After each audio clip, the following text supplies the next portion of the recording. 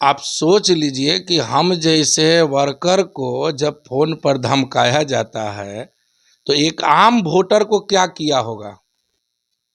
आप समझ लीजिए कि हमरा जैसा जो पटना जिला का हम अध्यक्ष है, हमरे जैसा कार्यकर्ता को खुलेआम धमकी दे रहा है फ़ोन से, उसका रिकॉर्ड भी हम रखे हुए हैं, थाना को भी दिए हैं। तो आप समझ लीजिए कि जो गरीब, जहाँ पे आरजेडी का लोग नहीं होंगे, जो एनडीए गठबंधन का वोटर होगा, वो वोटर के साथ ये लोग क्या किया होगा। बीजेपी के नेता रामकृपाल यादव पाटलिपुत्रा के लोकसभा से जो है चुनावी में जो है हार होती है।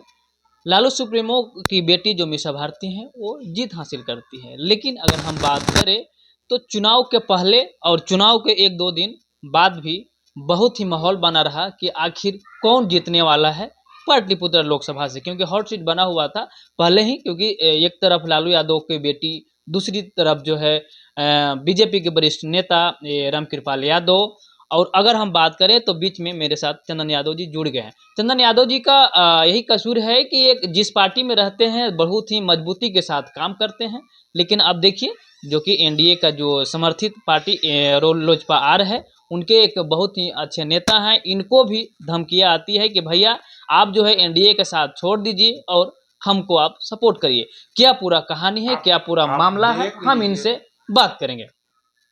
क्या हुआ, वजह क्या रहे जो आपका कॉल रिकॉर्डिंग वायरल हुआ देखिए, पाटलिपुत्रा को लेकर? ये सब लोग जानता है कि लोजपा रामविलास का एक कट्टर एगो है। मेरा घर जान लीजिए दानापुर विधानसभा में है।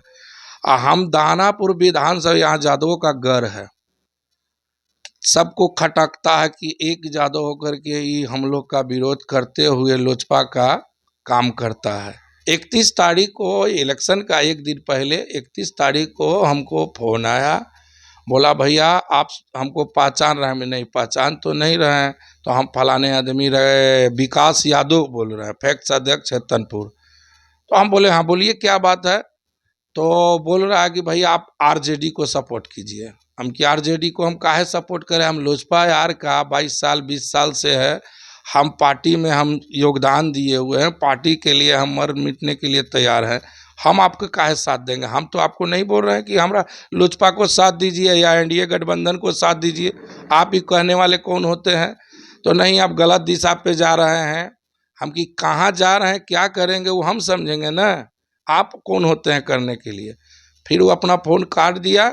फिर उसके बाद चुनाव जब समाप्ति हुआ, आप जान लीजिए कि चुनाव का ही दिन 6-7 बजे यहाँ का जो प्रत्याशी थे आदरणीय रामकृपाल यादव जी, मसौरी में उन पर गोली चला दिया लोग। फिर उसके बाद 2 तारीख को हमको फिर 8 बजे 8:30 बजे रात में फ़ोन आया तो बोला रामकृपाल यादव जी को रेकार मारते हुए फ़ोन आया। तो हम भड़क गए, कोई भी आदमी भड़क जाएगा भाई। जब आप अच्छा बात नहीं बोलिएगा तो कोई आदमी भी भड़क जाएगा। तो उसके बाद हम बोले देखिए आप ऐसा नहीं बोलिए। फिर उसके बाद रामकृपाल यादव जी को माँ बहन को लेकर के गाली देने लगा, बहुत उतावला होने लगा। फिर हम फ़ोन काट दिए। उसके बाद हम बेनीबाद थाना में गए, जो कि हम उस दिन बहन के यहाँ थे मुजफ्फरपुर में, मेरी बहन रहती है। बेनीबाद थाना उनका अंतर्गत आता है।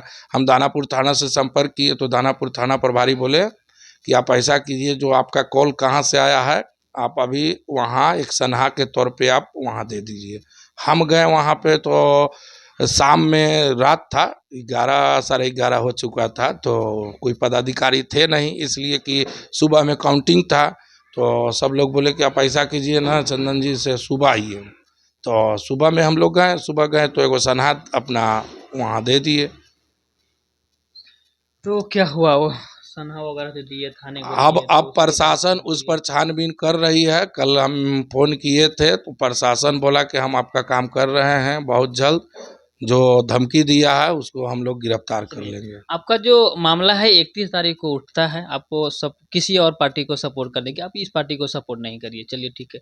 उसके बाद जब चुनाव होती है 1 जून को, लेकिन 2 तारीख को भी फोन आता है, ये कहीं ना कहीं लगता है कि क्या आपको टारगेट किया जाता है या बिल्कुल बताए तो कि टारगेट तो कर ही रहे हैं। आपको बता दे रहे हैं कि साल भर पहले हम पर गोली चला था। साल भर पहले हमारे पर 4-5 राउंड दीने में आपका 5-6 बज रहा था शाम। सगुना मोड़ जो भीड़ भाड़ वाला इलाका है, दिन दहाड़े अपराधी का इतना मनोबल बढ़ गया है कि दिन दहाड़े हम पर अटैक किया गया था। हमारा बेटा भी जख्मी हुआ था, 20 दिन तक हॉस्पिटल में रहा था। तो ऐसा ऐसा हम पर टारगेट किया जा रहा है। ऐसा क्यों? ये तो वही राजनीति हत्या करना चाहता है, राजनीति हत्या। राजनीति हत्या करना चाहता है। हम बढ़ चढ़ के हर कार्यक्रम में रहते हैं। आप तो देखते होंगे कि भाई हम बढ़ चढ़ के काम करते हैं, डरते नहीं है किसी से। अब वो धमकाना चाहता है, डराना चाहता है। तो हम तो मर जाएंगे, लेकिन आपके कमरा में हम बता रहे हैं, मर जाएंगे लेकिन हम डरेंगे नहीं। इसलिए कि हमारे नेता शेर है। वो भी कहते हैं कि हम शेर हैं, शेर का बेटा है। तो इसलिए हम वो लोग के साथ रहते हैं। चलिए, तो ये थे हमारे साथ चंदन यादव। हालांकि लोजपा आर के एक बहुत ही अच्छे नेता हैं। विगत 20-22 सालों से इन्होंने कहा कि 20-22 सालों से भैया हम पार्टी के साथ बने हुए हैं। रामविलास पासवान जी भी रहे थे, उस समय भी हमने बहुत बढ़ चढ़ के हिस्सा लेता था। अब उनके बेटे जो कार्यकाल संभाल रहे हैं, कामकाज संभाल रहे हैं, उनके साथ भी हम मौजूद हैं, मौजूदगी रहते हैं। बहरहाल खबर इतना ही तक। हमारा खबर और प्रयास आपको कैसा लगा, कमेंट में एक राय जरूर लिख दीजिएगा। आगे के भी हम अपडेट लाते रहेंगे। धन्यवाद।